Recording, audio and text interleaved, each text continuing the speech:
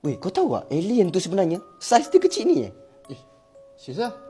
Tak, serius. Sebab masa tu jadi dekat Malaysia jadi tahun 1982 ke 1983 tu ada seorang ni Nama Lama dia lah, lama lah. Dah lama lah benda ni. Tapi benda ni aku ingat lagi sebab benda ni aku dengar cerita kan. So dia masa tu ada seorang yang nama dia Ahmad tau. Aku letak nama dia Ahmad, aku tak tahu nama dia apa kan. Okey. Dia lepak kat rumah dengan family lah, tidur je biasa sedap kan. Dengan family kan. Sedap tidur. Tiba-tiba malam-malam kan ada orang ketuk pintu kat belakang.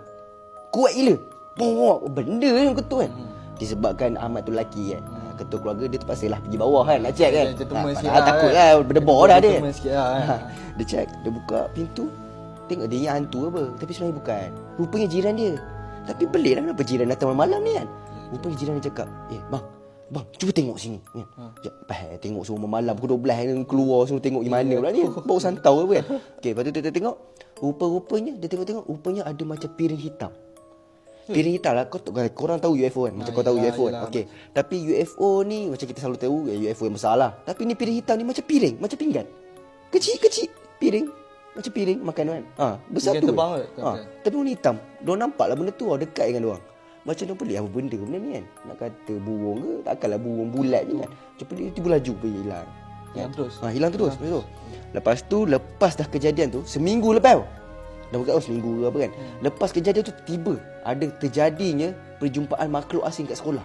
Kawasan-kawasan tu. Oh, kiranya lepas hari tu and then terus hari yang ke sekolah tu memang jadi Tiba-tiba alien juga lah. betul, tiba-tiba macam kat sekolah tu ada berita yang macam diorang macam tak tahu polis ke aku tak tahulah kan apa pasukan SMP ke apa kan.